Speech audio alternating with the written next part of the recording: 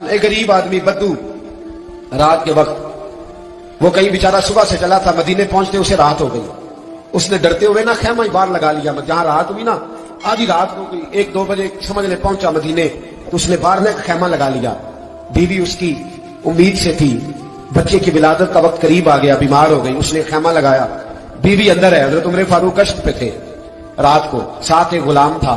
حضرت عمر فاروق رضی اللہ تعالیٰ عنہ کہنے لگے وہ آگ جل رہی ہے تھوڑی سی، پتا کرو کون ہے. تو آپ کا غلام پتا کرنے گیا تو بدو نے ڈانٹ دیا، کہنے لگے جاؤ تمہیں کیوں بتاؤں.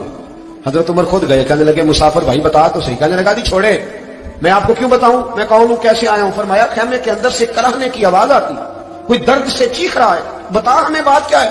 کہنے لگا کہ میں فلاں بستی فلاں علاقے کا ایک غریب ہوں، امیر المومنین عمر فاروق سے ملنے آیا ہوں، اور رات ہو گئی ہے تو یہاں خیمہ لگایا ہے، صبح میں ان سے مل کے چلا جاؤں گا.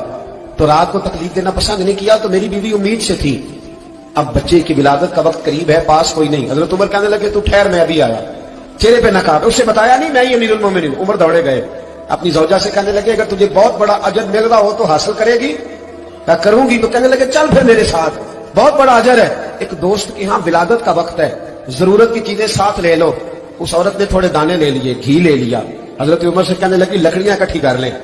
امیر المومنین کاؤنسلر کی بات نہیں بتا رہا آپ کو، میں آپ کو MP A کی بات نہیں بتا رہا، MLA کی بات نہیں بتا رہا، جو 10 گاؤں کو ملا کے چیئرمین بنا اس کی بات نہیں بتا رہا. اس کی بات بتا رہا ہوں جو 22 لاکھ مربع میل کا حکمران ہے.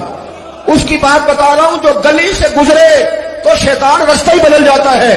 اس کی بات بتا رہا ہوں جس کے بارے میں میرے مصطفیٰ کریم صلی اللہ تعالی علیہ وآلہ وسلم نے فرمایا میرا عمر تو وہ ہے کہ 950 سال حضرت جبریل بھی اس کی شان بیان کرے تو عظمت ختم نہیں ہوتی. اتنا بڑا شخص. حضرت عمر نے لکڑیاں اکٹھی کی، اینٹوں کا روڑے لے کے چولہا بنایا، پہنچ گئے. آپ کی زوجہ کہنے لگی یہ تھوڑے دانے ڈالنے، گھی ڈالنے اور ایک لکڑی لے کے اس کو ہلائیں، تیار کریں.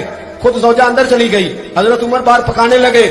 وہ بدو کہتے ہیں میں اس طرح کا ان کے ساتھ بہیو کرنے لگا جیسے وہ کسی چوکیدار کے ساتھ نہیں کرتا. میں نے سمجھا یہ عمر نے چوکیدار رکھے آنے جانے والے مہمانوں کا. میں کبھی پانی کا پیالہ مانگتا، کبھی کوئی بات، عمر دوڑے جاتے، کبھی پانی لاتے. او مسلمانوں، او میرے رسول کے غلاموں، عزیزوں، حضرت عمر فاروق. وہ غلام کہتا ہے میں عمر سے کہتا، میں کہتا غلام پانی لا تو عمر دوڑ کے پانی لاتے. میں کہتا تجھے گھی پکانا بھی آتا ہے، پہلے بھی کبھی پکایا ہے؟ تو عمر فرماتے کوشش تو کر رہا ہوں. میں کہتا پہلے بھی کبھی تیری بیوی نے یہ کام کیا ہے؟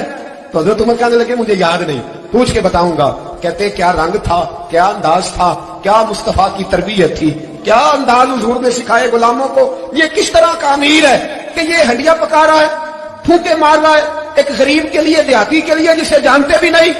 اندر اس شخص کی بیوی کے ہاں بیٹا پیدا ہوا تو حضرت عمر کی بیوی اندر سے بول کے کہنے لگی امیر المومنین مبارک ہو، آپ کے دوست کے ہاں بیٹا پیدا ہوا ہے. جب کہا نا امیر المومنین مبارک ہو تو وہ شخص کہتا ہے میرے ہاتھ کانپنے لگے اور میں اس طرح دوڑا کہ میری پگڑی گر گئی. میں دوڑا تو عمر نے بلایا، کہا کدھر جاتے ہو؟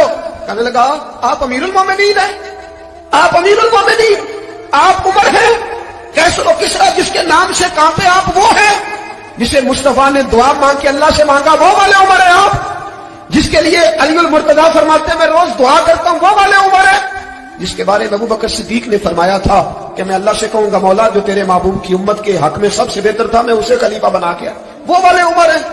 عمر امیر المومنین کی بیوی وہ تو خاتون اول ہوتی ہے، وہ تو ملکہ ہوتی ہے، اور تیری بیوی دائی بن کر ایک غریب کے بچے کے پاس بیٹھی رہی ہے ولادت کے وقت. عمر امیر المومنین ہو کے تیری داڑھی ساری دھومے سے بھر گئی تو ڈیوٹی کرتا رہا. تو سیدنا عمر رو پڑے اور اس بدو کو سینے سے لگا کے کہنے لگے تجھے پتا نہیں تو کہاں آیا ہے، اس شہر کا پتا ہے؟ اس نے کہا حضور کہاں ہے؟ فرمایا یہ میرے نبی کا مدینہ ہے، یہ مصطفیٰ کا مدینہ ہے. یہاں امیروں کا استقبال نہیں ہوتا، یہاں غریبوں کے استقبال ہوتے. یہاں حضور نے اس اسٹیٹ پہ میرے رسول پاک نے وہ والا رنگ دیا ہے کہ اب غریب سر اٹھا کے جینے لگے ہیں، اب مزدوروں کو عزتیں ملنے لگی ہیں. اب